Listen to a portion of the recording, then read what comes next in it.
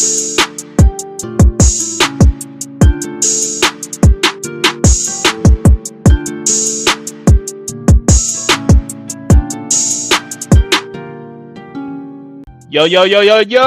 what's good, CL? How you feeling? Good, brother. How's it going over there? Good, man. You know me, working hard, loving this 1 week of NFL football already in the books, baby. God, woo! It feels like it's been too long, my guy. It feels like it's been way too Yeah. long, and I know you feeling the same too. Oh, hell yeah. You don't have this. When you don't have football, you got to plan for every weekend. There's so much extra time. It just takes care of itself now. Saturdays for Exactly. college, Sunday for NFL, and, an extra hour or two for whatever the hell I want to fit in.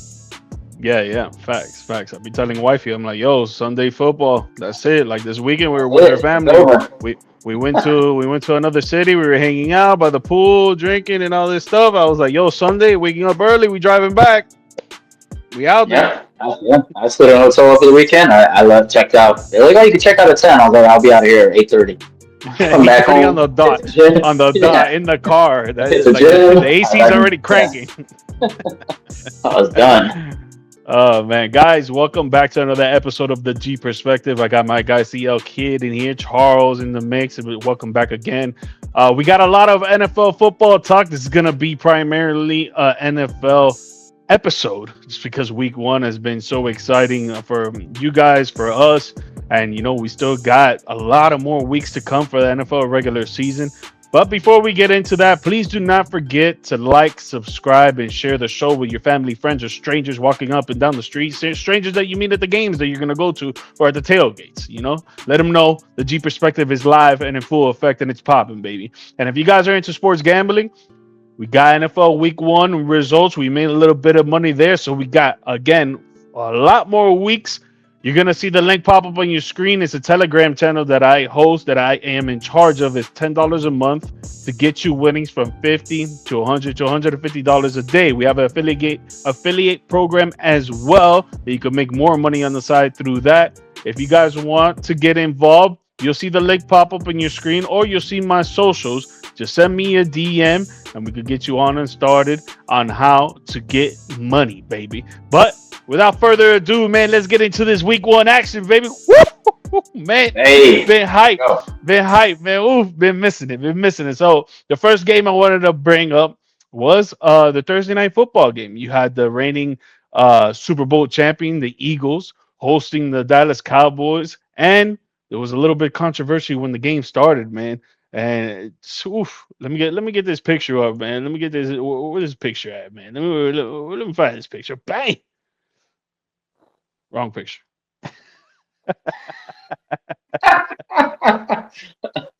Bang. Let's go. A little technical difficulty there, but it don't matter. Jalen Carter, man, he was suspended because he spit at Dallas Cowboys quarterback Dak Prescott. A lot of controversy there on exactly what happened. But yeah, he definitely spit at him. There's a recording of it. You see the spit go directly to Dak's jersey. He got ejected from the game. He did not play that game at all. That was literally right before the first hut of the game, because there was already kickoff going on and all that. It was first offensive play for the Dallas Cowboys. Jalen Carter was on the field. He spit at Dak Prescott. He got ejected from the game. He didn't play the whole game. And now he's getting a fine of $57,000, rounded off to a little less, a little more than 57,000, but $57,000. He will not serve another game suspension because they already gave him that one of that game, kicking him out of the game. But he will be paying $57,000 towards the NFL or wherever it goes to because of this ejection. And before we get into the rest of the game, what did you think about that ejection? Did you think it was fair for him to get ejected? Do you think there was a right call for him to get the ejection? Do you think it was a right call for them to give him this fine? What are your whole thoughts on this whole situation? I think it's pretty much what you would expect from the NFL. They love to give suspensions and little penalties and stuff, like you said, just so they can stack up money.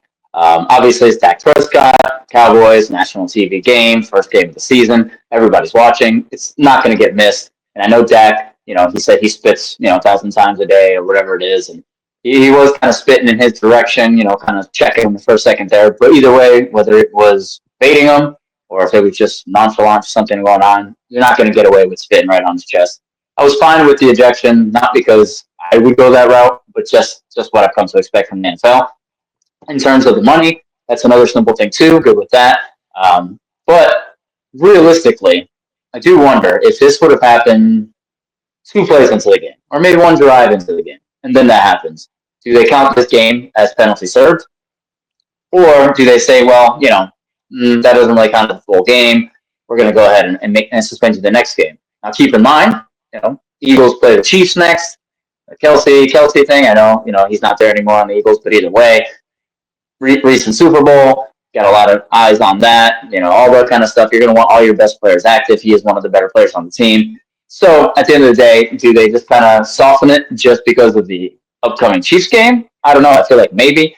But at the same time, I don't think this required some giant, super suspension anyway. So I'm good with it. Like I said, if it was up to me, not a big deal, but part of the game. But that's how this can be covered by the NFL.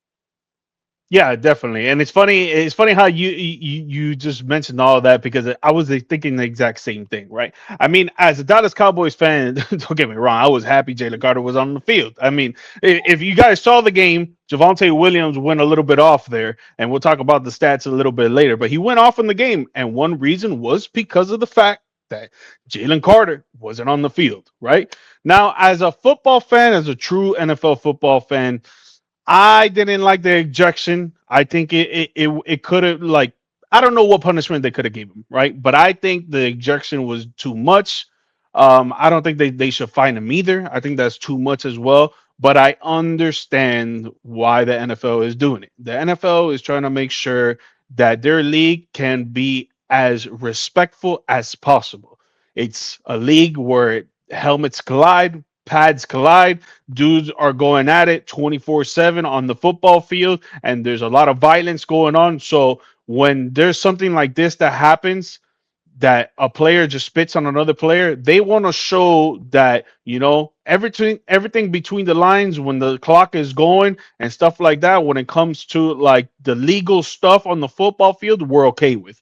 But the stuff off the field, on the field, that when it's between timeouts or between plays and stuff like that, and someone does something disrespectful or drastic that can cause an injury, they're not going to put up with that, and they're going to make sure that it gets nit in the butt. And that's exactly what they're doing here. There's a lot of families that watch the NFL, a lot of young kids that watch the NFL, and they want to make sure that it can be as respectful as possible. And they want to show that spitting on someone is not good at all, that you shouldn't be doing that out on the street or out on the football field, no matter where it's at. So I believe that they wanted to make a point.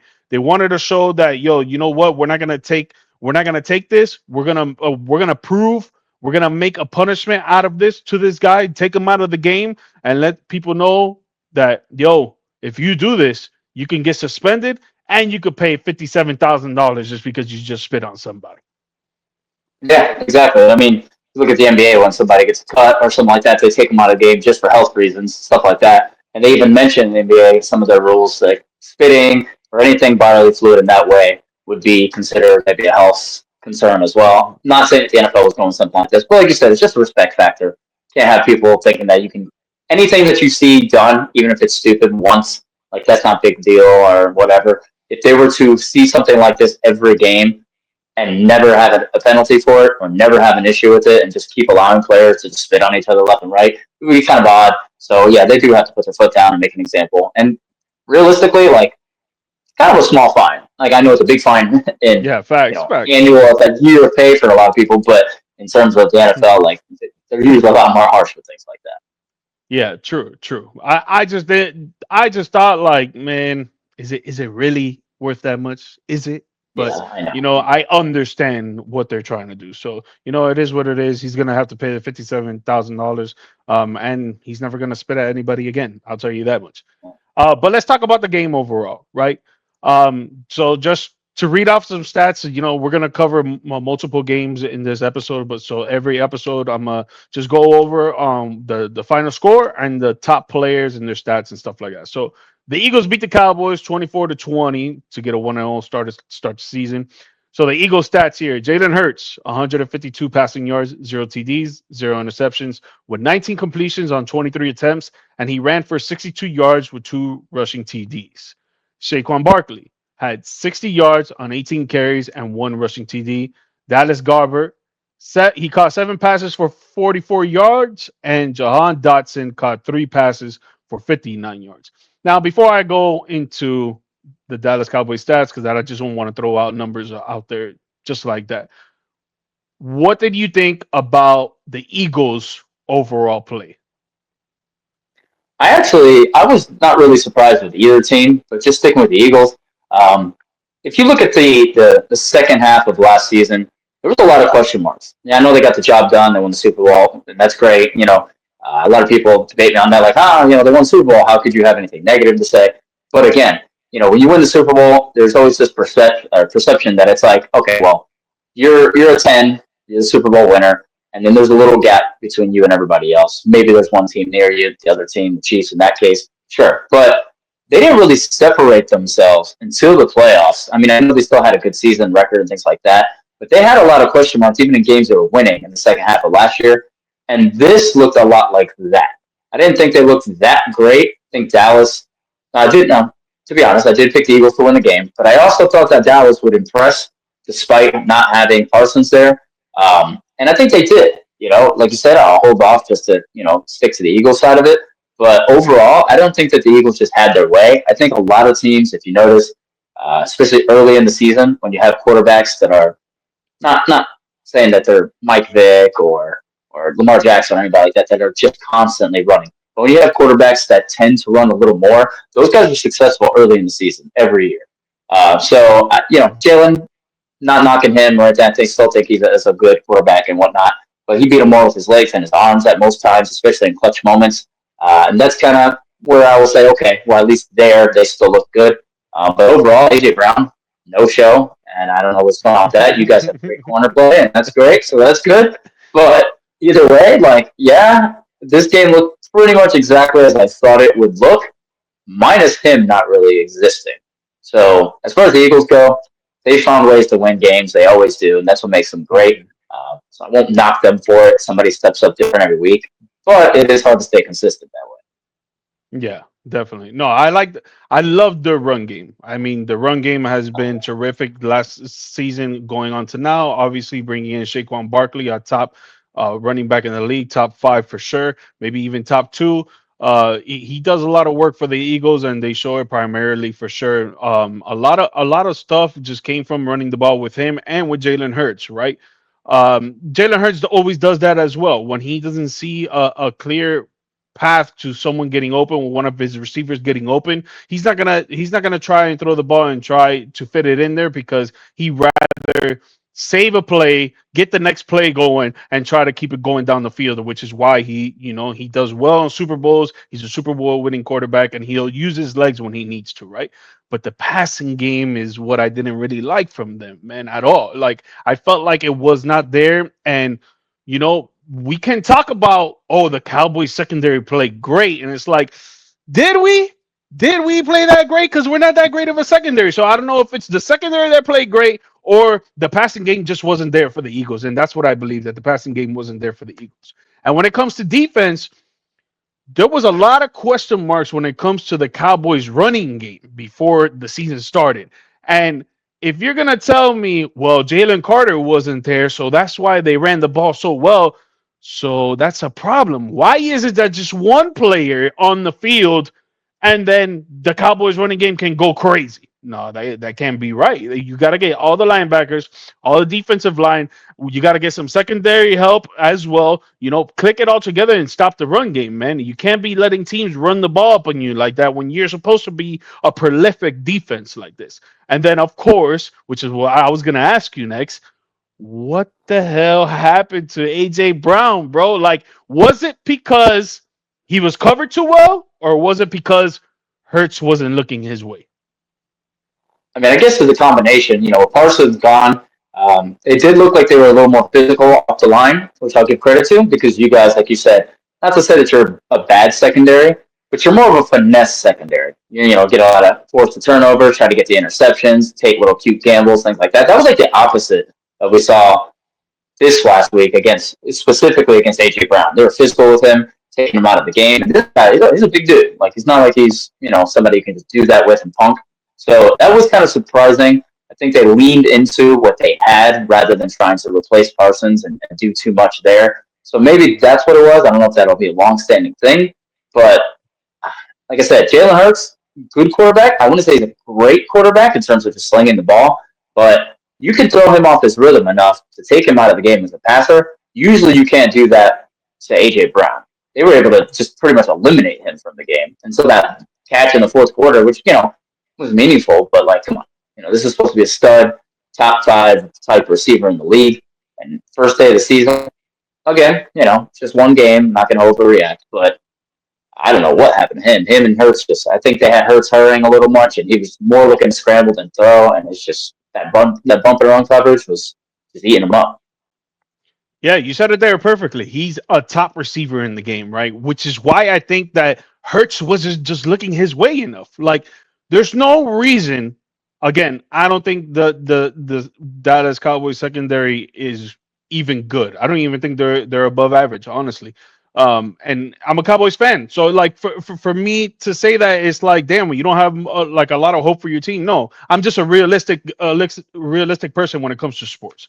And if they were a great secondary, then I would understand. Okay, AJ Brown just being covered too well. Like there's no way for him to get open or whatever. But then it goes to, he only had one target the whole game. So it's like, if he's a top receiver in the league, I would say top 10, arguably, like maybe right there. If he's a top 10 receiver in the league, he should be getting 5 targets a game, no matter what. I don't care who's covering him. I don't care if it's prime Darrell Revis. I don't care if it's freaking Jalen Ramsey. I don't care who it is out there covering him. He needs to get 5 targets a game if he's a prolific receiver like that. Because if not, what are you doing with your playmakers? You're not using your playmakers on how you're supposed to be using. Just like Saquon Barkley. We play pretty, not us, but like last season, the teams that the Eagles went up against, and even in the playoffs, and even in the Super Bowl, they were pretty good run defenses, like a few of them, right? They still gave the ball to Saquon Barkley because he's an MVP running back. He's an MVP caliber type running back. I'm sorry. And he's a top 5 running back in the league. So what are you going to do? You're going to give him the ball, let him do his work, and let him go out there and shine. If A.J. Brown's a top 10 receiver, you should be giving him at least 5 targets a game. And that's not what happened. They only gave him 1 target, and he had that catch, and it was like for 8 yards. Yeah, like you said, it's inexcusable. I'm sure it'll get corrected. They just leaned so far into the run game, thinking that was just going to be, that's going to be the fix, and everything's going to be fine. Parsons is gone. We're going to run it up the middle, and we're going to stop. And by the time they realized, wait a second, this isn't really, really working, they were into, you guys were pass rushing quick. Jalen Hurts was stepping up looking to run instead of looking to throw. But usually you lean on your security blankets, a guy like A.J. Brown there, but they just didn't. Yeah, facts. So let's look to the Cowboys here now, right?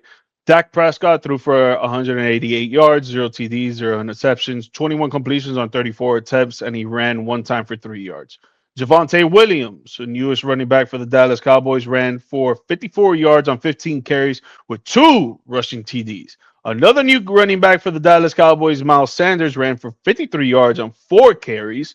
CeeDee Lamb, CeeDee Lamb, man. CeeDee Lamb caught. You have the correct hashtag there. Oh, man. CeeDee Lamb caught 7 passes for 110 yards. He had 3 drops in the second half. We'll talk about that later.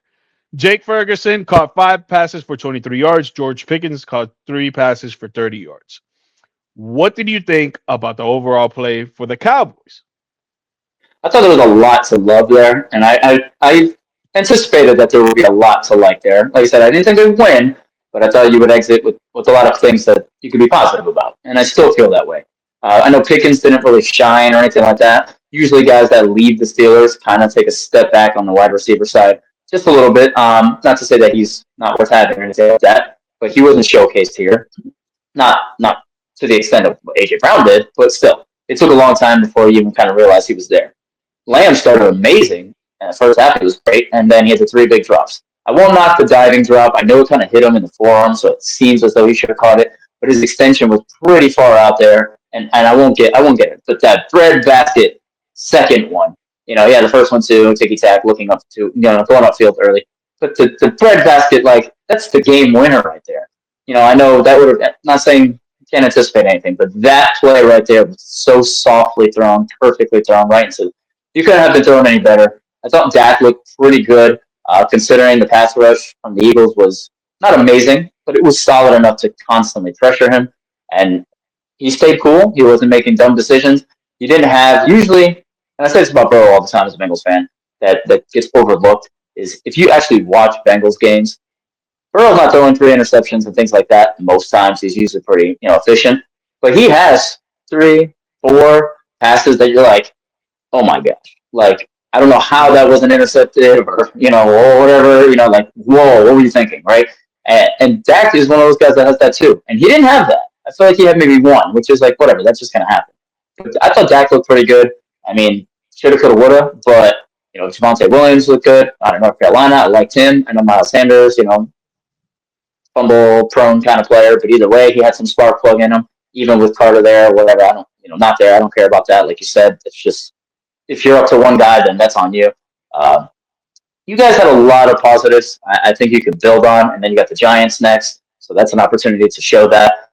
But if you don't take this same level of play against the Giants, and you take kind of a step back and do that thing where you play to the level of your competition, then all this goes out the window, and it's just the same old Cowboys. But if you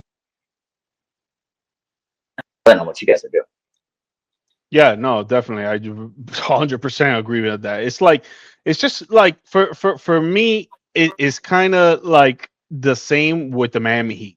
Like when we play great teams, we're out there competing, we're fighting, we're punching, we're trying to get every rebound, we're trying to make every shot, we're trying to hustle on every play. And then when we play against teams that are below 500 or like suck across the league, we're just like, whatever. We're just gonna go out here. Let's try to take care of business. And the next thing you know, we don't take care of business and we get the L. The Cowboys are exactly like that, and I'm glad that you brought that up. But just on that first game, I love the offense. I love the way we came out in that first game. We literally came that first drive. We literally came out left hook, right hook, uppercut. Like that's how we came out, and it was great. Went downfield, we scored. The running game was amazing. I was completely wrong. I thought it was gonna be complete crap. It can be. We still have a lot more weeks, but I'm talking about just on the first game. 54 yards and 15 carries with 2 rushing TDs. Javonte Williams, man, I didn't think that this guy had it in him again, honestly, man, with those 2 knee injuries. But thank God he did, bro. Dak was passing the ball well. CeeDee Lamb was doing great until those last 3 drops. Again, we'll talk about that in a bit. Jake Ferguson is always a good security blanket for Dak. I love that as well. George Pickens, he's getting in the groove. Obviously, he knows that CeeDee Lamb is going to get most of the targets, but when George Pickens is out there and he's ready for his play, there was 2 deep balls to George Pickens, and one of them was caught. And it was like, man, if we could do this every game and just have George Pickens on 2, 3, or 4 goal routes, and he could catch 50% of them, it's going to look good for us. So I think our offense was straight. Our secondary, again, I don't think we played well because I just didn't see Jalen Hurts trying to pass the ball like that. So I can't really say much, but we didn't give up any passing touchdowns, so that's good. But when it comes to the run defense, Jerry Jones, you say you traded Michael Parsons to help on the run. You say we got Kenny Clark so he could help on the run. That shit was non-existent, bro. Non-existent. These guys ran the ball up on us like it was nothing. So we need to work on the run defense 100%, bro. But again, we're gonna talk about CeeDee Lamb here, man, because those 3 drops were insane. If CeeDee Lamb doesn't drop those 3, and we'll say 2 because I do agree with you that diving one is tough. That is tough for any receiver to make, right? But I don't give him a pass. I hit him on the numbers.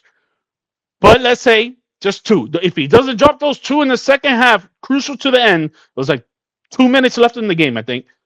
Do you think Dallas ends up winning this game? Yes, absolutely. Like I said, that breadbasket one, it's a deep 30, 40 yarder, whatever it was. That's I couldn't have been handled any better. And I don't like to, open corner 3, fastball down the center, 1-on-1 with the goalie, and any like I don't like to knock players for just not automatically scoring in situations where it's like, yeah, you should have, right? Like, yeah, you should have made that catch. Yeah, you should have.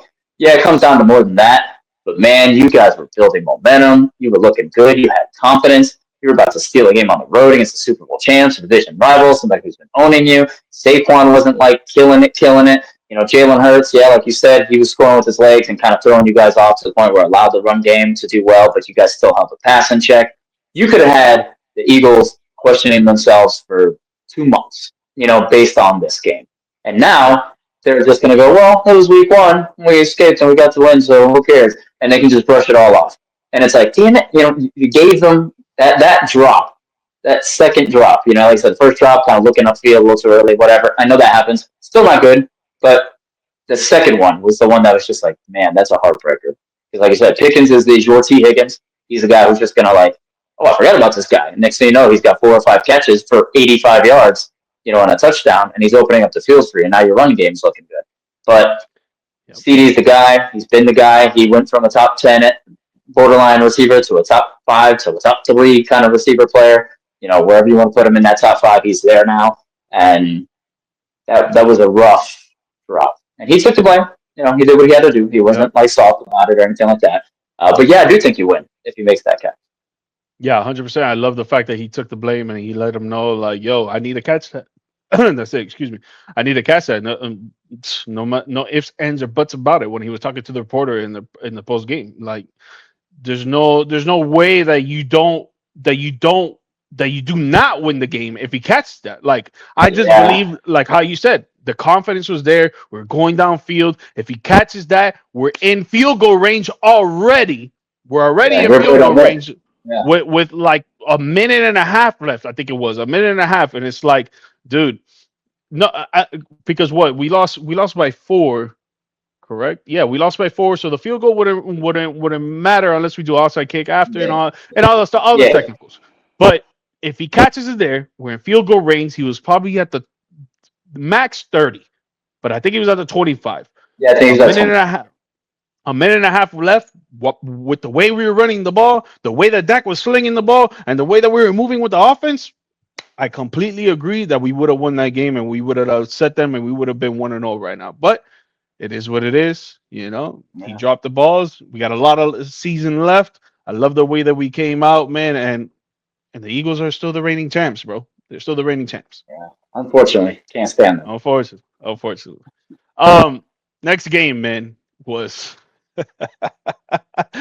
for my Miami fans out there, my Miami brothers and sisters. I know you guys are diehard Dolphins fans. I give you guys mad props because Dolphin fans, they're literally diehard. I mean, and I say this because I grew up in Miami and I've seen it all the time and stuff like that. I'm sure in other cities and stuff, they're diehard too. Eagles, Bills, Bengals, but Miami, you guys are really diehard, man, and it was really heartbreaking to see this score and to see this game. I didn't see the game primarily because I was watching Red Zone, but the fact that Miami didn't put up any points on week 1 on the road going into halftime was despair, was disappointing, was freaking horrific. I felt like I was watching a horror movie if I was a Miami Dolphins fan, bro. And Colts beat the Dolphins 33-8. We'll talk about the Colts first. Daniel Jones looked like he was reincarnated, baby. I love it for him. I love it for him. 272 passing yards, 1 TD, 0 interceptions on 22 completions and 29 attempts. And he ran 7 times for 26 yards and 2 rushing TDs. Jonathan Taylor ran 18 times for 71 yards and caught 3 passes for 27 yards. Michael Pittman Jr. caught 6 passes for 80 yards and 1 receiving TD. Tyler Warren, the rookie tight end, the number 1 round pick, caught 7 passes for 76 yards. He did his thing. What did you think about the Colts' overall play? Oh, man, they were amazing. And, at the end of the day, coming into that game, I had 2 locks of the week. It was the Steelers over the Jets, which almost blew that, and it was the Colts over the Dolphins. No offense. But I do think that Daniel Jones is due, coming into this game, I'm not saying it proves it because it's way too early, but I do think he's set for like one of those Sam Darnold seasons, one of those Geno Smith seasons, these guys that kind of been written off as premier backup quarterbacks for the rest of their careers, but then suddenly get a chance to start and have a chance to be a starting quarterback. Maybe not, not saying they're going to be Jackson or Allen or Mahomes or something like that, but they can be serviceable and get you to a playoff spot. And then from there, you got to have a good enough team. I do think the Colts have a good enough team not to make a playoff run, but to at least be on the fringe of the playoffs and see what happens. And Daniel Jones, coming out of college, I'm like, what are you doing drafting this guy? Comes into the NFL, why did you draft this guy? Never thought that he was really ready for that high of a pick, and he showed that he wasn't. However, when you get talent around you, look what happens. First quarterback in Super Bowl era history to have a scoring drive, not second touchdown, just field goal at least at a minimum, on every offensive possession of the game. No quarterback's ever done that. Now, granted, it's against your Dolphins, not your Dolphins, but your hometown there, not a team that's exactly stacked on defense, got rid of all their veterans. Even Howard on the Colts now was saying that they had Tua shaking the whole time, and he was just kind of antsy and just anxious and doing what he had to do just to get the ball out. And I saw it. He looked that way. But inexcusable, like Dolphins-wise. I'll skip over, like you said, stick with the Colts for now. I'm not saying it's sustainable, but I do think they have the weapons and they look good, and that was as good as they could play. And going forward in that division, you just never know. Yeah, facts. I mean, dude, I love their defense, man. And I thought their defense was going to be great going into the season. Obviously, the Dolphins didn't play what the Dolphins play. Like when it comes to their offense, their defense is always wishy washy. You never really know. But their offense is always like good in the last like 4 or 5 years, right? Once Tua got there, once Tyreek got there, once Waddle got there, like and Mike McDaniel, their offense has always been like on the top half of the league. So you really didn't expect them to play like that. There was a lot of analysts out there super surprised on how the Dolphins played and all this stuff. But just with the Colts, man, their defense I think is up there. I think they're gonna be top 5 this season. I think we had gone over this before. Um, Daniel Jones really surprised and showed me that he can be a prolific quarterback in this league, and I'm honestly happy for him. That he's got his weapons, just like you said. He got a lot of weapons around him. Duke could dump it off anywhere, and they can make some plays for him. So all he has to do is just be smart, and not turn the ball over, and make the right plays, man. And the Colts could win that division, bro. I mean, Houston Texans are there for sure, but they have a lot of injuries right now. Joe Mixon's not there. Tank Dell's not there. A lot of their weapons are in the seat, in the bench, in the back.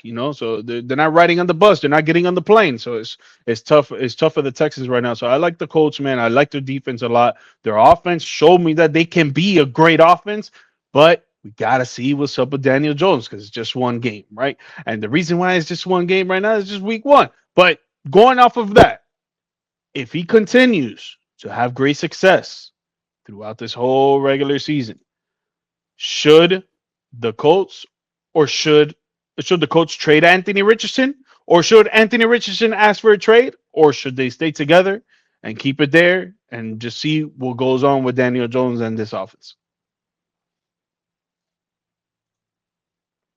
I mean, I think overall, Anthony Richardson, the way I felt about Daniel Jones with the college thing, I felt even more so about Anthony Richardson.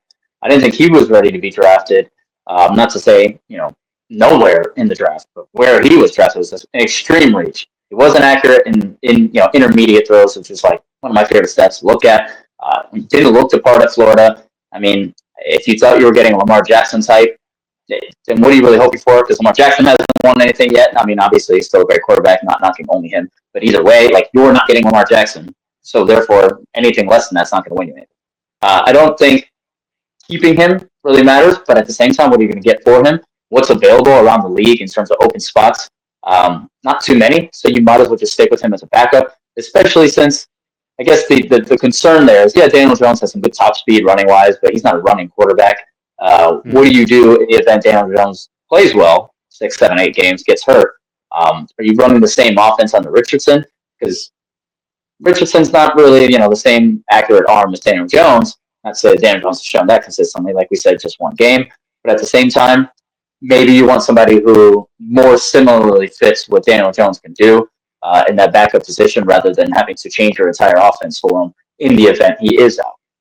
I would see what you get out there, put some feelers out. You don't even have to announce it to the media or anything like that, and just see who would be interested in a guy like that. Because at the end of the day, there's always these like Chase Daniel types, these McCown types, that Philip Rivers types that are sitting in the background. I'm not saying those guys, but these pretty generic backup quarterback types that fit the same game plan that Daniel Jones plays. That might be a better fit if it goes that route. Yeah, I think for the Colts and for Anthony Richardson on just on both sides, I think they should keep this marriage together. I don't think they should break it up. Obviously right now it's way too early in the season. But speaking on if the Colts, make it to the playoffs and all this stuff with Daniel Jones on the center, I still think that AR should stay there. The Colts should keep him, have that backup quarterback that can learn and keep progressing, keep working on his game, keep working on his mental game, and just trying to be a better quarterback. At the end of the day, this league is so tough and it's so physical that anybody can get injured on any given Sunday. So, Daniel Jones, yeah, if he does good, that's great. Keep him on the center, but still have Anthony Richardson under your belt because again, you wasted a number 5 pick in the first round for him. You went for the early reach. You took him. You believed in him, and now you're showing that you don't believe in him. That's why you put DJ in, and now AR is sitting in the background like, damn. But what about me? So it's like AR, just keep working on your game. Just keep trying to prove that you can be a number 1 starter quarterback. And the coach, just if the coach still believes in DJ and they want to keep going with him, that's cool. But keep that backup just in case because you never know what's going to happen in this game for sure. Yeah, yeah. Yeah. So Dolphins, Dolphins. Tua threw for 114 yards, 1 TD, 2 interceptions on 14 completions and 23 attempts, and ran it 1 time for 7 yards. Devon Achan has 7 carries for 55 yards and caught 3 passes for 20 yards and 1 receiving TD. Tyreek Hill caught 4 passes for 40 yards. Jalen Waddle caught 4 passes for 30 yards. What did you think about the Dolphins' overall play? Hey man, every year you're gonna have that game if you're a good team. I'm not saying they are, but that you just take the game plan, you take the tape, and you throw it away. We don't want to learn from it. We don't need nothing from it. It wasn't a good enough effort to even worry about comparing to where we want to be. This is one of their games already, right out the gate. I wouldn't even think much into it. There's a weird team and a weird roster because they're in transition. Like we said, a lot of those defensive guys are now gone. The Ramses, Howard, people like that. Some of those guys were aging players that they got rid of. Obviously, Johnny Smith, things like that as well. So there's a lot of transition on his roster from last year to this year that are key pieces of what they're used to having. And some of that's veteran play. Like not to keep bringing up the Bengals, but when the Bengals lost a couple veteran players, 2-3 years ago, and we were dependent on all pretty much rookies or second-year players, the defense looked terrible. Then it took a year or two before they got good again, and now we're just, cycling through that again. Hopefully this year we look pretty good the other day. We'll see what happens. But when you lean on all young players, you tend to have a bad day on defense, right? It's going to take time. So you lost a lot of veterans, both sides of the ball, and you're kind of in a spot where, yeah, you got Tyreek Hill already annoyed. Now he's also going through his off-field stuff again. Waddle's still a good player, but at the same time, Tua had no time to throw. I just think this is one of those throw the game away. Let's just focus on the next week and see what we have here because just evaluating them based off this, you're better off putting South Florida out there. Yeah, no, it makes sense on what you're saying. But like the fact that they let a lot of veterans go is the thing that really pisses me off the most, man. Because it's like the veterans are what really are gonna get you the dubs, man. And if you look at the veterans that they let go, Javon Holland, the Giants, Tyler Van Ginkel, which was a few years ago, the Vikings, doing amazing. Um, what's the defensive tackle? Wilkins, that he went to the Raiders. Obviously, got cut or whatever, but he was great for the Dolphins as well. And dude, the list just goes on and on. And it's like, if you really want to win, keep the team together. We talked about this with you and your Bengals. Keep the team together. Pay them what they want, or come to an agreement, come to a little negotiation, But them trading away all the veterans to bring in young talent, it's like I get it. Faster, younger, more hungry, maybe, but Cheaper. they don't cheaper, exactly. Thank you. Yeah. They don't have the experience. They don't have the intelligence yet. They don't have the chemistry and the tenacity that you can put together with a squad. And it's like if you don't have all of that together, how do you expect to win games? And how do you expect to perform well saw it on Sunday. He did not perform well at all. That defense did not look like it knows exactly what they were doing. Like you said, Daniel Jones went every single drive and scored field goal or touchdown. It didn't matter. They still got points on every single drive. What are you doing as a Dolphins coach, as a Dolphins general manager, as a Dolphins owner? Are you trying to win games, or you're just trying to have this team and be like, "Yo, man, we're good. Don't worry about it. We'll win a few games here and there. We'll compete, but we're not gonna really get anywhere." You guys haven't won a playoff game since 2000, since 2000, bro. And you know, it, the one thing I did want to talk about, the next thing, and I was gonna ask you, for me, it's the players do not respect Mike McDaniel. They don't see him as a head coach. They don't see him as a guy that can lead the team to victory and all this stuff with toughness and tenacity and intensity. And they just see him as like, okay, this guy, he's a little nerd and he knows how to make plays and get us to score or whatever. But can he get us to be tough? Can he get us to be gritty? I don't think so, bro. I don't think so. And that goes to the question: is Mike McDaniel, and this goes to Tua as well, are they both on the hot seat this season? I think for people like us, yes. I think Tua definitely, even for the Dolphins. I think McDaniel, for them, like you said, he's already kind of won over the office enough to kind of fool them into that. But the players, yeah, he is kind of like a nerdy, trying to fit in, try to be the young, cool dad kind of role. But at the end of the day, you need discipline, you need leadership, you need to be a leader amongst men. And I don't really feel like he's that. I feel like his success on offense and things of that nature and the creativity and when things work allow him to be that because it speaks for itself. But when things aren't going well, he doesn't have the answers. He doesn't look like somebody who's spoken right. It's kind of like you look at Rex Ryan on the Jets back in the day. You have a year or two of being the angry, old school, cursing, just get it done, hard nosed defense kind of coach, rah rah, until it turns into like, okay, we're not winning anymore. Yelling at us is only going to do so much. We need some X's and O's.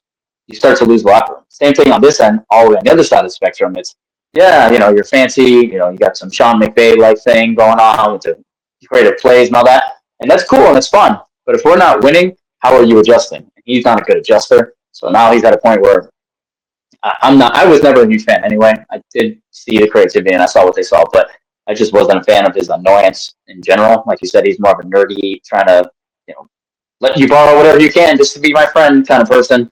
And it's like, I'm just not into him overall. I think the office likes him. And I do think that they have a lame enough roster that they can kind of do a refresh and keep him as the constant. But Tua is definitely on a hot seat, not just for his play, but definitely the injuries as they could use as a, scapegoat. Yeah, I think they're both on the hot seat. I think, and I actually saw something today on Twitter. One of the close reporters to the Dolphins that the GM and Mike McDaniel are basically given. This is not written down on paper. This is not a signed contract or nothing like that. This is just a verbal statement that is going around from a reporter, not from anybody else in the front office and stuff like that. But 6 to 7 games. They're giving them 6 to 7 games to show what they can do, to show that they can be different from last year or the year before that and all that stuff. And man, if they Yes, don't show they don't show anything in 6 to 7 games, it sounds like they're gonna get the boot. yeah, And well, dude, they just honestly, wasted 3 games yesterday. I don't remember what that was. right? I just feel like, dude, like it is at that point, actually, bro. It is at that point. Like Yeah, you got to, it is what it is. You can't just yeah. be out here like, oh, whatever, we're just gonna go out there and compete, and like if we lose, whatever, we're not gonna hold anybody accountable and all this stuff. It's like, ah, man, you need to be a coach that's gonna go out there and curse these guys out, penalize them, freaking like, be a hard ass on them, bro. That's what it is. This game is like that, bro. You got to be. It's grown men who basically can work out like 3 times their more weight on every single body part of their body, and going out there every single practice and every single Sunday or Monday or Thursday night, whatever the game is that week, and they're going out there and they're hitting hard and they're running fast and they're putting their bodies on the line 24/7. And it's like, you can't be out there like, oh, you did a good job, son, don't worry about it, we'll get them next time. Nah, man, Yeah, I don't believe in that. I don't believe in I hear that. that. Hey, really quick. This is just me and you here. Can I grab my charger really quick? You do a cut here. But you're what? I think I grab my charger really quick on my phone and you do a cut right here. Oh yeah, yeah. I'll cut it. I'll cut it. Go. Okay, cool, cool. Let me grab that. Because I just realized I'm like, take 2 seconds. Blah.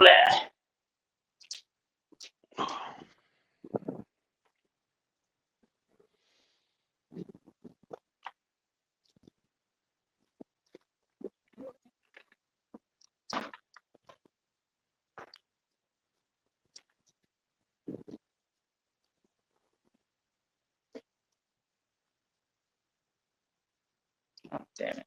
Oh,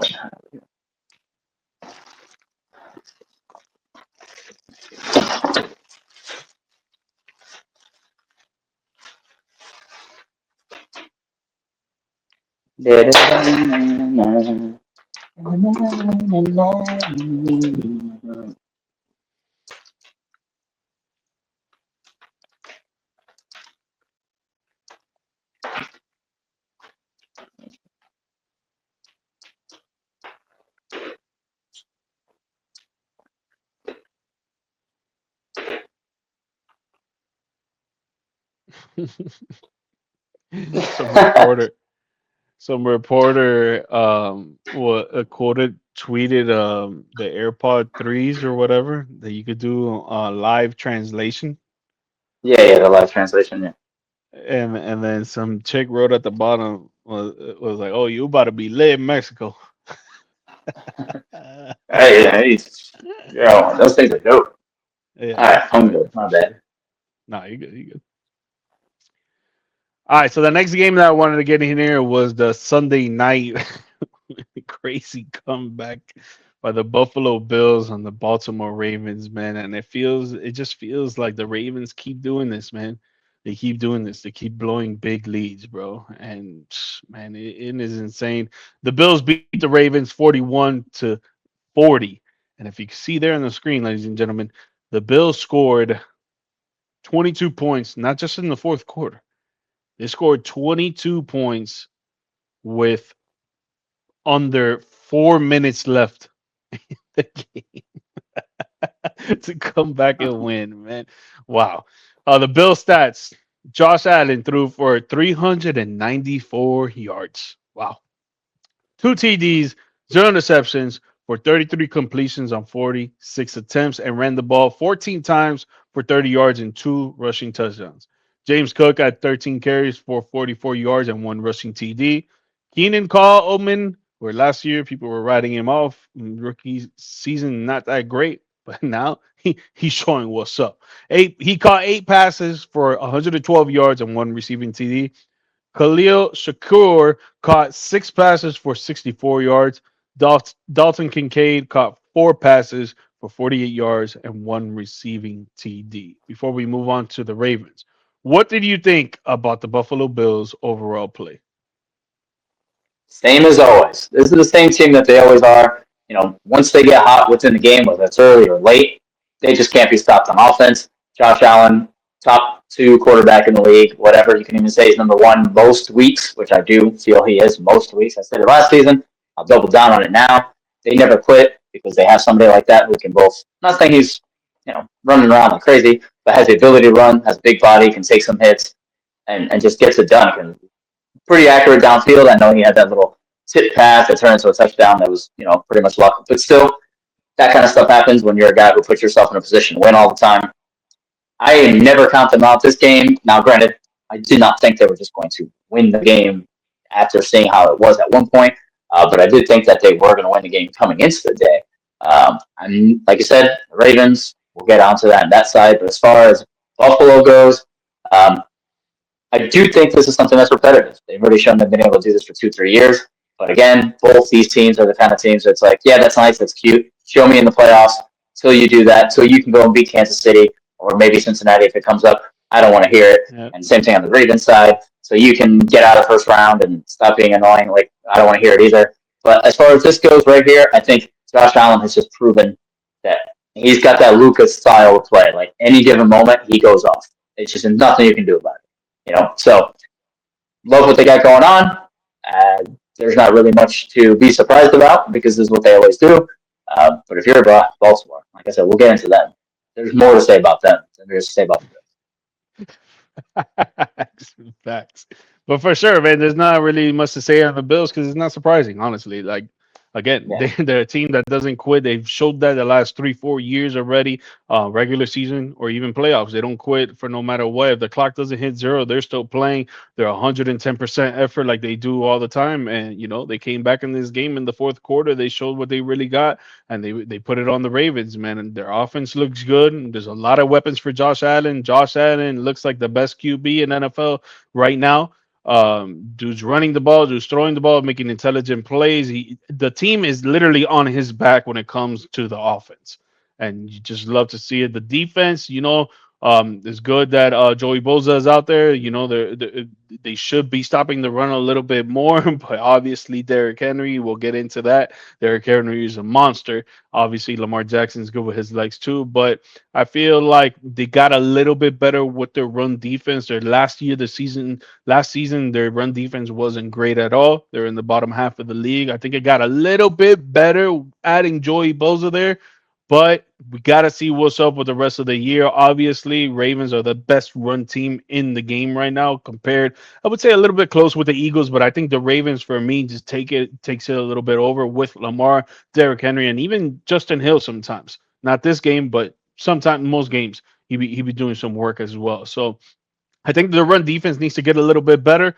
Their pass defense is okay. It's a little bit above average. That needs to get a little bit better too. But their offense would not surprise me if they're probably the best offense in the league this season. But the Bills, they show good, bro. They show they can overcome adversity for sure.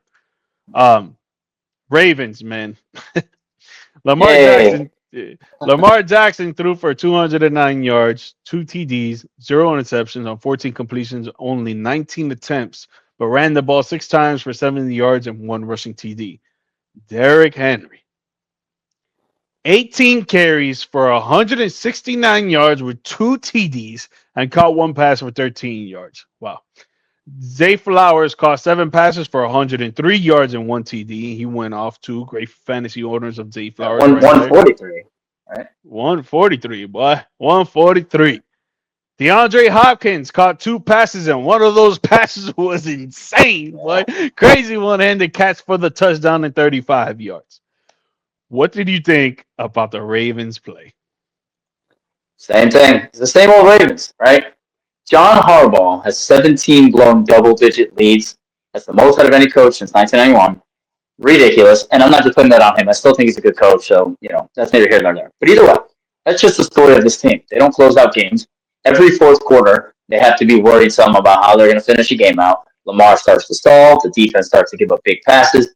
It's just ridiculous at this point. No mental fortitude. This is the Ravens. This is a team that, I know you have Ed Reed and Ray Lewis, and of course, those guys are amazing and all.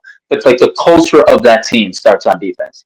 The way that they blow games in fourth quarters, especially against, Buffalo, the Chiefs, Bengals, whoever, it's the same tier of people every single time. It's just so ridiculous. I don't even know what to say about it anymore. Like I say all the time, Lamar, I know you have that, not you, but people in general, you have that circle of Lamar and Mahomes and then Burrow and Josh Allen. It's that's the core four right now of quarterbacks. I'm not putting Lamar in there anymore until he can show me that he can close out a game. Not that he played bad. There's a reason this guy had 143 passing yards to Zay Flowers. Derrick Henry was amazing. I know he fumbled and he took the blame, but I don't like to give the blame to just one fumble or something like that. It takes more than that. Overall, was a key moment and it was big, but he is the key reason they were up in the first place. But Lamar has to get it done. He just has to. And it's not all on one player or anything like that. He's still a great quarterback, but he's a constant 8 out of 10, which allows you to win awards and allows you to be consistent and be good. But he doesn't elevate the team in big moments the way Josh Allen does, ever.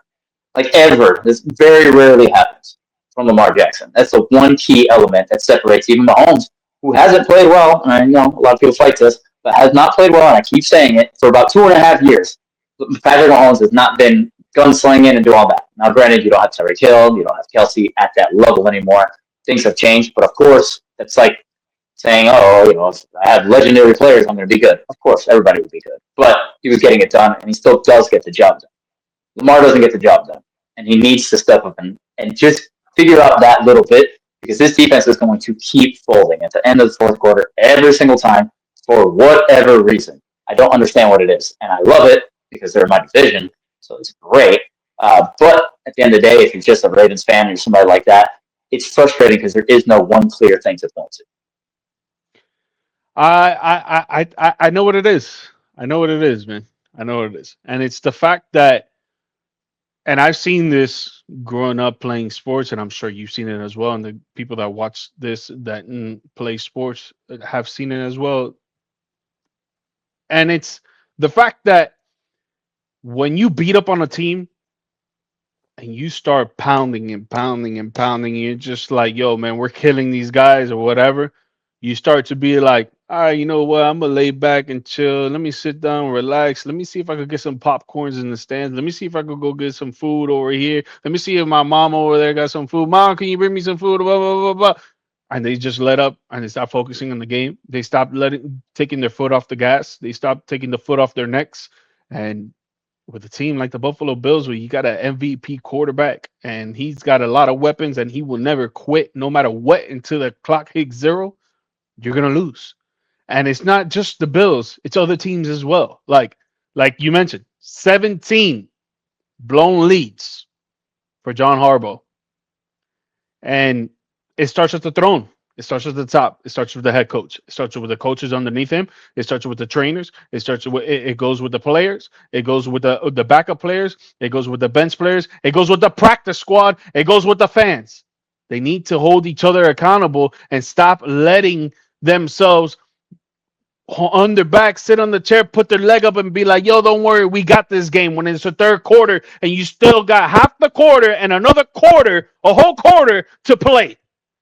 Stop doing that. Stop letting teams come back. You need to keep your foot on the gas, the foot on your necks, and kill them, bro. Dagger. Can't be letting teams come back like that. And that's the problem with the Ravens. They're a good team. Lamar Jackson, MVP quarterback. Derrick Henry should have been MVP a few times, but obviously they only give it to quarterbacks. The guy can't be stopped when he runs the ball.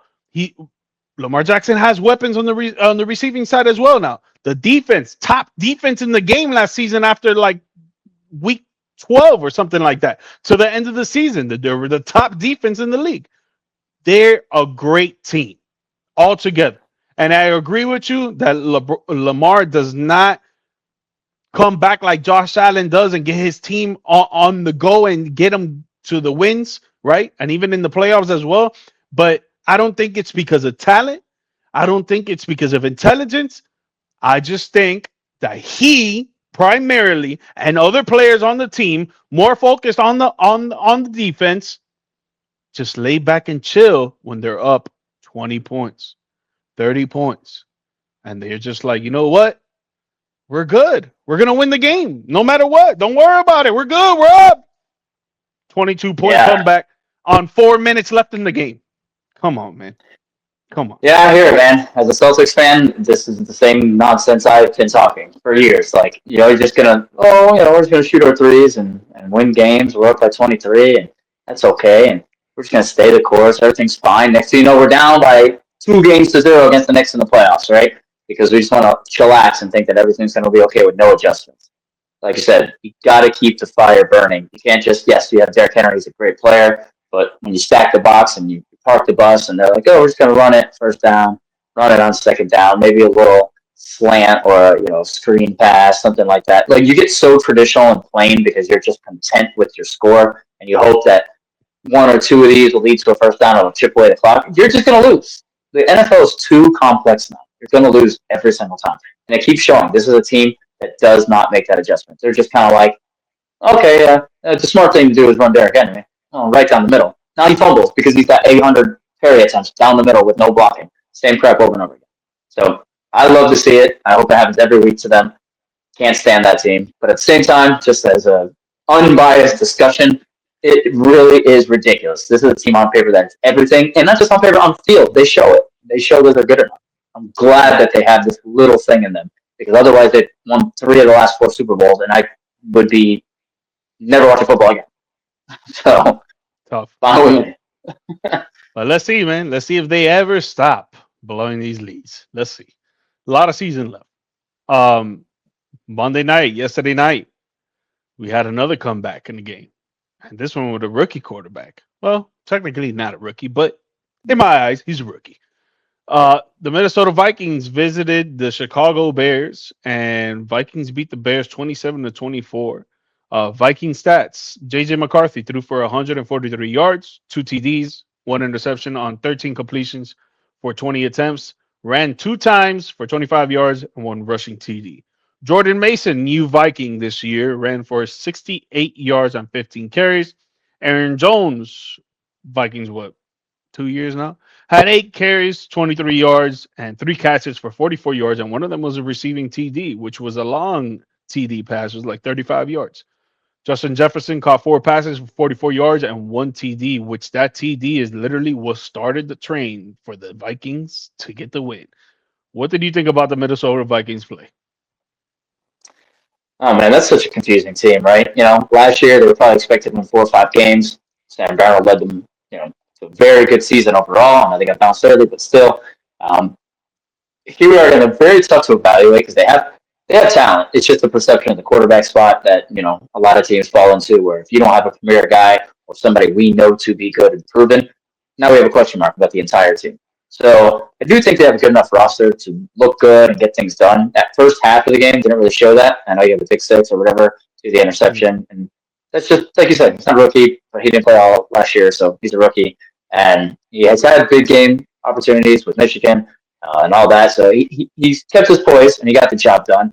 So in terms of the Vikings and how I think about them long term, I think more so my concern for them is just their competition in the division. I think the Packers are going to win the division. I think the Lions are going to make the playoffs. So now you're just kind of in a spot where you're the odd man out, realistically. Not to say 3 teams can't come from the division, but I don't think it'll be them. Um, but for now, considering, like you said, Jefferson only had 40 something yards, could have very easily had an 80-yard to 120-yard game average like he always does, Mhm. and he didn't. Yet they still were able to survive and look good down the end. I know it's the Bears, and that's kind of what they do. But either way, if you're just a Vikings fan and you're focused on the Vikings, you had a lot of quality things happen, and it wasn't all just from Jefferson like it has been for the past few years. It's a little more balanced. The defense was still there. They were able to step up. They weren't, you know, amazing. What 24 points is not like a crazy average to allow, but they were consistent in how they played throughout the game.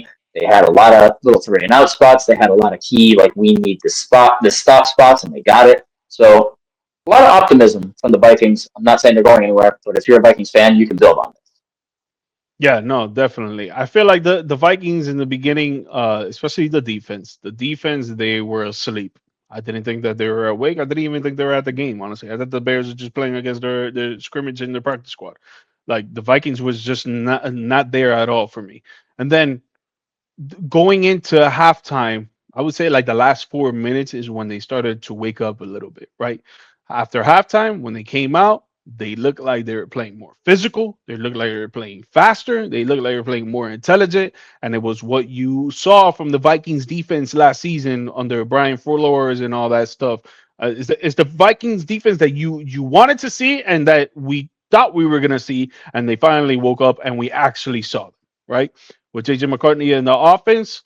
The running game wasn't there. The O line wasn't. Actually, honestly, I think they were asleep too. I'm not gonna lie. It looked like they weren't blocking at all. JJ McCarthy, again, technically not a rookie quarterback, but to me, he's a rookie quarterback. It looked like he wasn't.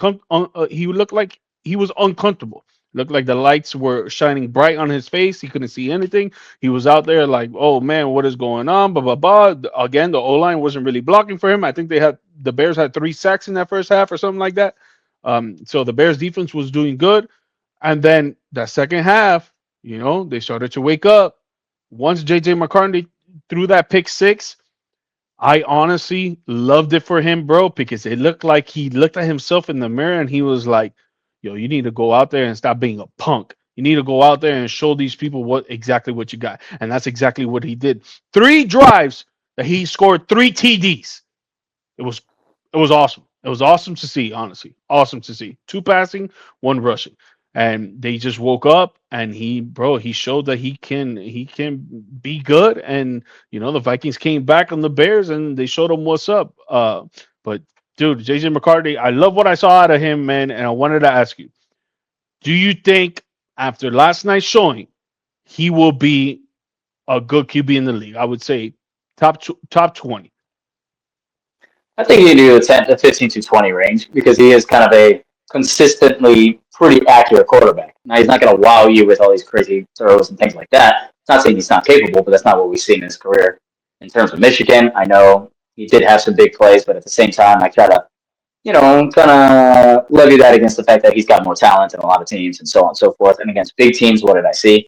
I do think he has potential to lock in, like you said. That fourth quarter, he was amazing. Nothing negative you can say about it. 3 straight drives. Everything you want to say, especially because he's coming in after a guy Sam Darnold, that had a great season, that was unexpected, and then was moved. So it's like, okay, are we moving this guy and giving up on something that just proved to be doing well? That now we're going to roll the dice on rookie that just came off an injury that we have no clue what he's going to be. Like, there's a lot of pressure on him in that first half, so I understand why he looked the way he did. But like you said, that pick six woke him up. He locked in, he got it done, and he flipped the switch. I think that attitude, if he can carry that forward into the rest of these games, you never know. I think he can be a 15 to 20 quarterback. Yesterday, he looked like a 8 to 12 quarterback. So put him in that like 15 to 20 range. I think that's very achievable, and I think they have a good enough team and a good enough defense to give him opportunities to show that. Yeah, and I think it's too early to tell for sure. Week one Yeah. only. But dude, I love the poise that he had at the end. The adversity. They were down 17-3 or something, 17-6, I think it was. And the Bears could have taken that. They could have taken it all the way. They could have started the year 1-0. Caleb Williams would have looked like, yo, man, under Ben Johnson, he's doing all this stuff, blah blah blah.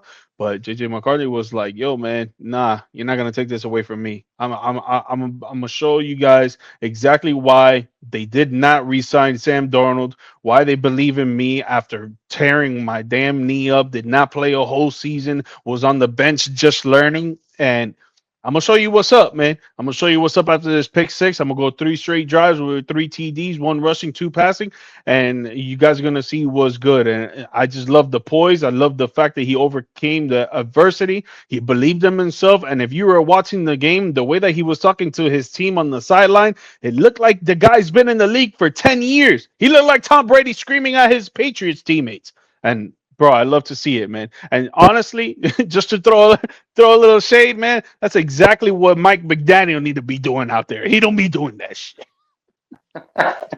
You ain't wrong, though. You ain't wrong. Yeah. Chicago Bears stats. Caleb Williams threw for 210 yards, 1 TD, 0 interception, 21 completions on 35 attempts, and he ran 6 times for 58 yards for 1 rushing TD. Good for him. DeAndre Swift ran 17 times for 53 yards. DJ Moore caught 3 passes for 68 yards and ran the ball 3 times for 8 yards. And there was one pass at the end of the game. If you guys saw, I know you saw CL, that Caleb Williams could have had it to DJ Moore, that he was wide open. They would have scored and they would have won that game 100%. I'm sure Caleb Williams is beating himself up for that. Roma Tuesday caught 6 passes for 37 yards and 1 TD. What did you think about the Chicago Bears overall play? Man, I'm gonna start with that pass. You just came off of a nice first down pass. You're moving. You snap the ball quick. You catch them off guard. They get into the corner and the safety kind of like think, okay, they're jamming. They're going to go on the inside. Short pass, kind of like screen right, get out of bounds, quick kind of thing. And this guy wheel routes so open, like you could like just recess soft toss would have led him right into the end zone, and he hails this thing out of bounds. And like I just don't. That was so bad. Now, granted, I don't tend to be Could have high won on that fantasy league because of that. Oh, you lost because that. Yeah, Thinking well, out loud. no, yeah. I was thinking about it loud. There's a whole city of heartbreak out there. They're waiting to join you. Literally. I mean, Literally. and okay. So coming into the draft with Caleb Williams, I don't tend to like Ohio State mobile quarterbacks. I don't tend to like these like West Coast quarterbacks in college that just kind of do it against small, competition and stuff like that. Like there's certain colleges and certain areas in college football when a quarterback's doing well that I'm like, I'm not just out on them. I was like, let me dive in and see what's going on. I don't really think that Caleb Williams was like all that coming out of the draft. I did think that the Bears had to take the chance on it, and they could have a guy that could be there for 5, 6, 7 years and be, not win a Super Bowl or anything, but at least have someone. As a team that never has somebody, they're like Cleveland Browns. When's the last time you had a Bears quarterback that you're just like, yeah, that's our guy, Jay Cutler? I was like, a year of that, other than that, like nobody. Like they never have someone. So I get it. Yeah. And I'm not saying I'm out on him, but that pass is just so much what he has been since he's been there. Like you just had a nice good play, you read well, you did it quick, you got into your zone quick, you had an opening, you looked for the quick check down and try to get to the but then you noticed it in your peripherals. He just doesn't adjust quickly on making passes from his first decision or his second decision into the third or the fourth. As soon as he sees it, he's late on it. It's just like American soccer versus freaking Brazilian soccer. These guys are 2 passes ahead. What I mean? Like, oh, wait a second, American soccer, like, you're open, right? If I pass to you, then, let's see what happens. And it's like, he's always one step behind on his progressions. And it's frustrating because, they put so many weapons. There's a team that had no weapons the year before he got there. And they went out and they grabbed all these different weapons to try to build up the offense. So he had people. Ben Johnson's there now. 1 game. So I'm not going to go all nuts on it. But it's just like, come on, dude. Like, people miss passes, and that's just going to happen. But at the end of the day, like, this is just, again, if you're a Bears guy, I am not. This is just the same old feeling. The Browns game, Bengals escape. Browns missed an extra point. They missed a 30-something yard field goal. Every Browns fan is same old Browns, right? Like, this is same old Bears. And it's just, when is it going to stop? And I know he's young. I know it's early. I'm not overreacting to just one thing. It's just frustrating, bro. Like, as it's just a fan just watching. Like, oh, I can't believe you just do that. It's a crowd like that. So, I mean, overall, they got pieces. They got stuff there. They looked good in the first half. They did what they had to do for most of the game. But what a fold job against a rookie quarterback at home. yeah. No, it was a big time fold. I like the way that he came out, man. I like the way that he played in that first half. I think he was going strong. He was going crazy the first half. He looked very confident, and he looked like he knew exactly where guys were going to be. He knew exactly where he wanted to place the ball. That offense was moving smoothly. But again, I think the Vikings defense was asleep. I don't think they were there. I think they were still on the bus. I think they're out getting hot dogs. I don't know. So it kind of plays into that, like, okay, was the Bears offense really that good in that first half, or was it the Minnesota's defense was horrible in that first half? So, we got to see what's up in the regular season. But again, I just like his confidence. He looked exactly, he knew what he was doing. DeAndre Swift looked good. Ben Johnson's a great coach, man. And obviously he's a great offensive minded coach. So, I think the offense is going to do good for the rest of the season. I don't think it's going to let up. DJ Moore, obviously, he wished that ball would have been right in the numbers and he would have gotten that touchdown. And obviously, Caleb Williams would have had that too. The Bears would have won easily. They would have won easily, bro. They would have won easily. But it happens. Sometimes it is what it is. You can't take back what you do in life. And dude, he's just got to be more poised when it comes to the end of the game and not be so antsy. Because if you watch that play, he looked to the left. Roman Doomsday was covered. He looks up and he see DJ wide open and he got antsy with it and he just let it go and obviously came off of probably 1 or 2 bad fingertips and it took off. They didn't throw it right. But that's what you learn. You learn that down the road. You gotta stay more calm, more poised, and the plays are gonna be there. You just can't get so antsy with it. Yeah. But Yeah. I like their defense. I think their defense was good. I like their run defense in the beginning. It started to let up in the second half. Maybe that comes with conditioning. Maybe they need some more conditioning and stamina. Their offense looked good overall. I like the excitement for the Bears. For Chicago fans, I feel like it's going to be a good season. Not saying they're going to make playoffs. Not saying they're going to make wild card or anything like that. But they could be borderline 500, which is it's an improvement. But obviously, they want to be higher than that. They want to get to the bowl and all this stuff. But for now, I think they did an above average job in this Monday Night Football game. And the crowd was into it. They even mentioned during the broadcast that's probably the loudest they've heard that crowd be since the Super Bowl, Yeah, Colts dude. Super Bowl. Hmm. So that was, damn, 20 years ago, whatever it was. But Hmm. yeah, I mean, it's just, I don't really put them in that, like, you know, you look, when the Knicks are good, basketball's good. When the Lakers are good, basketball's good. When those teams are good. Like, I know it's Chicago and, Jordan and the Cubs and stuff like that. I don't really put the Bears in that circle. Like, when the Bears are good, football's just funner. But at the same time, they're due. They're due to be good. They're due to be entertaining. And at least the crowd Hmm. showed up because when's the last time this team had real expectations? Like 10, 15 years, 20 years, that you had real expectations on this team with that amazing defense back then. But other than that, that's a good way, to at least gauge that what you're doing is going in the right direction. Crowd was there. They were hyped to the end. Booing at the end, of course, because you took the loss. But that aside, a lot of positives, just very big negatives that sucks. So let's see how they rebound. Yeah, and facts, facts. Well, we're a little over a quarter of an hour here going in, so we'll just make a quick prediction on this Commanders Green Bay Week 2 Thursday Night Football game. It'll be on Amazon Prime. So if you guys are Amazon Prime subscribers, it'll be on the game for you. And to me, it's going to be a very good game, man. But Commanders, Green Bay, they're both 1-0 right now. Both have great offenses. Both have defense. Defense is pretty decent. I would say Green Bay's a little bit better when it comes to the run defense. The secondary is kind of maybe a little bit the same. But Commanders visiting Green Bay. Who do you got? I'm going to stick with Green Bay just for the home field advantage there. I do think Washington, overall, have been taking a slight step back this year. Um, Hard to gauge that against the Giants. I didn't think that was going to be a problem, and it wasn't. So no big deal there. I think a lot of the times when you get a team that wins, 80% of their close games one year, the next year that tends to level off a little bit. It's just part of it. It is what it is. So I think if any game, it's this kind of game that Washington will lose. Um, like what they got going. This is not a knock. I just think the Packers are, like I said, I had them win the division. That was before Parsons. That just doubles down. I think they're a Mhm. very good team overall. Jordan Love can tend to be 4 games good, 2 games bad kind of quarterback, but it's early, and I think they're going to be just fine. Parsons looked great last week. He was disruptive. Uh, I just want it to be a nice, give me one of those low 30s each team kind of great game, kind of like the Bills Ravens game, but consistent throughout. Mhm.